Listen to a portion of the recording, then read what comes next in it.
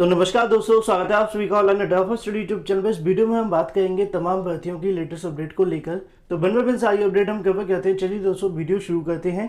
सबसे पहले अगर बात की जाए उत्तर प्रदेश के छात्रों की या फिर अभ्यर्थियों की, क्योंकि आप सभी ने देखा होगा या फिर सुना होगा, और नहीं सुना है तो आप सभी को पता होना बहुत ज़्यादा आवश्यक है कि उत्तर प्रदेश के छात्रों की योग्यता को लेकर कई बार ऐसे सवाल उठाए जाते हैं। हालांकि जिनकी तरफ से उठाए जाते हैं उनकी क्या योग्यता है वो तो किसी को नहीं पता, लेकिन फिर भी उनकी तरफ से इस प्रकार के बयान आप सभी ने सुने होंगे।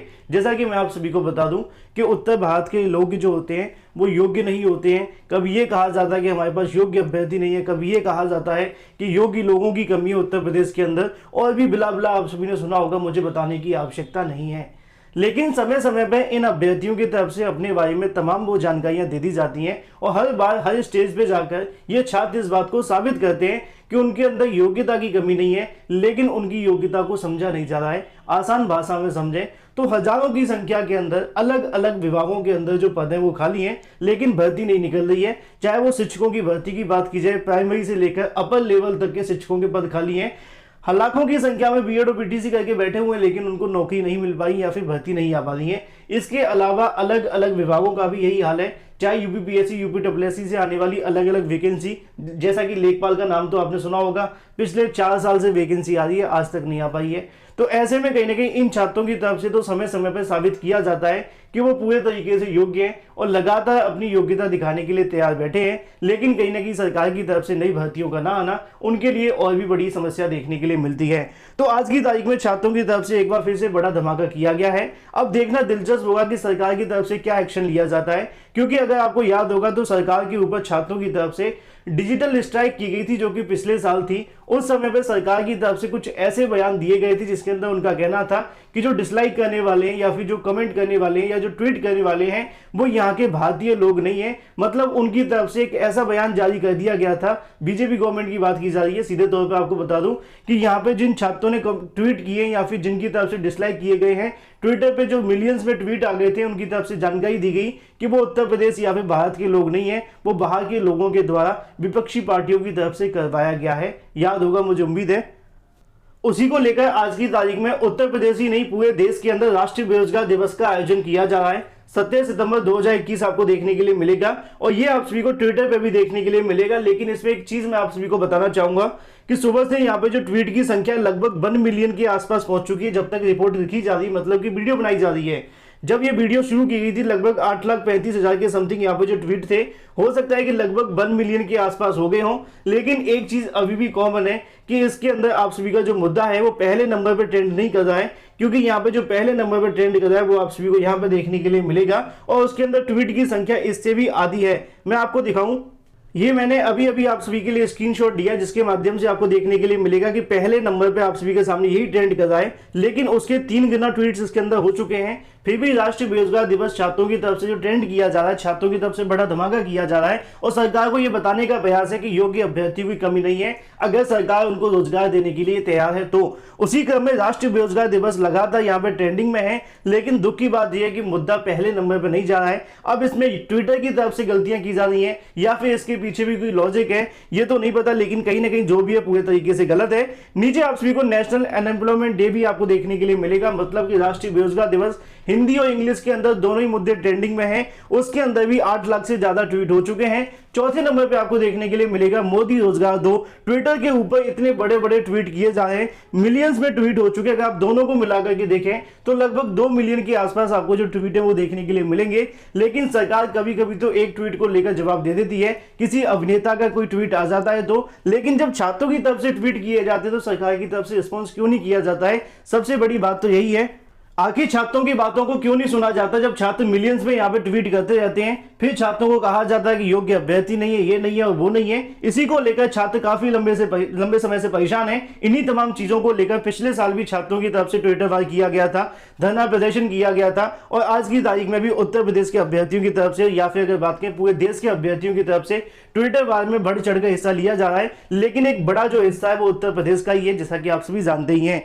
लेकिन ये तो बात हो जाती है आप सभी के सामने ट्विटर वार को लेकर। अब सरकार की तरफ से क्या बयान दिया जाएगा, क्या पिछली बार की तरह विदेशी कह दिया जाएगा, जो भी अपडेट होगी आपको इस चैनल के माध्यम से दे दी जाएगी। लेकिन मैं तो आप सभी को राष्ट्रीय बेरोजगार दिवस की शुभकामनाएं भी नहीं देना चाहता, क्योंकि इस प्रकार के जो दिवस हैं जल्दी से समाप्त होने चाहिए, क्योंकि सरकार को इस मुद्दे को लेकर विचार करने की आवश्यकता है। छात्रों के लिए सबसे बड़ा काला दिन साबित होता है जब इस प्रकार के ट्विटर कैंपेन चलाने पड़ते हैं। वहीं दूसरी तरफ बात करें अपनी अगली अपडेट के बारे में, जो कि संबंधित है एडेड जूनियर हाई स्कूल शिक्षक भर्ती को लेकर। अगर आपको याद होगा तो एडेड जूनियर शिक्षक भर्ती के अंदर 50% वाले अभ्यर्थियों को आवेदन करने का मौका दिया गया है, और जो 50% के कम वाले अभ्यर्थी उनको आवेदन करने का मौका नहीं मिला था। बहुत सारे अभ्यर्थियों ने आवेदन कर भी दिया है, लेकिन ऐसे में हालांकि पीएनबी की तरफ से कहा गया था कि जिनके 50% से कम अंक होंगे उनको आवेदन करने का मौका नहीं दिया जाएगा। आसान भाषा में समझाएं तो यहाँ पे हाई कोर्ट में मामला चला गया, जहाँ पे छात्रों की तरफ से मांग की गई कि एडेड जूनियर के अंदर 50% से कम वाले अभ्यर्थियों को भी आवेदन करने का मौका दिया जाए, और अगर मौका नहीं देना था तो उनको बीएड क्यों करवाया गया, उनको बीएड करवा के छात्रों को बेरोजगारों की लाइन में क्यों खड़ा कर दिया गया, वो कुछ और भी कर सकते थे।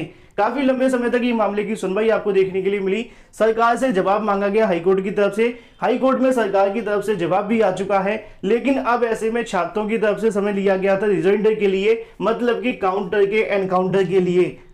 उसी को लेकर आज की तारीख में हाईकोर्ट में मामला लगा हुआ है, जो कि आप सभी को 50वें नंबर पर देखने के लिए मिलेगा। आप सभी के सामने आता है एडेड जूनियर शिक्षक भर्ती के अंदर 50% से कम वाले अभ्यर्थियों को आवेदन करने का मौका दिया जाए। सरकार से जवाब मांगा गया था, अभ्यर्थियों की तरफ से उस जवाब को एनकाउंटर करते हुए यहां पे हाईकोर्ट के अंदर दाखिल कर दिया गया है। उसी के बारे में आज की तारीख में आपको सुनवाई देखने के लिए मिलेगी, और आज से लेकर आगामी समय के अंदर जो भी सुनवाई होती है, चाहे वो एक सुनवाई हो या फिर 2 सुनवाई, उसके अंदर यहां से हाईकोर्ट की तरफ से जो अंतिम फैसला है वो सुना दिया जाएगा। अब इस भर्ती को लेकर ज्यादा इंतजार नहीं करना पड़ेगा। जो 50% वाले अभ्यर्थी हैं, हाईकोर्ट के अंदर बहुत सारे ऐसे आदेश लगाए गए हैं, क्योंकि एनसीटी की तरफ से ही 50% की बाध्यता को खत्म कर दिया गया था। उसके बाद सुप्रीम कोर्ट के भी कई ऑर्डर्स लगाए गए हैं, उनको लेकर तमाम जो सुनवाई है वो आपको देखने के लिए मिलेगी। मामला काफी नीचे लगा हुआ है, तो इसकी जो सुनवाई होगी 3:30 या 4 बजे के आसपास आपको देखने के लिए मिलेगी।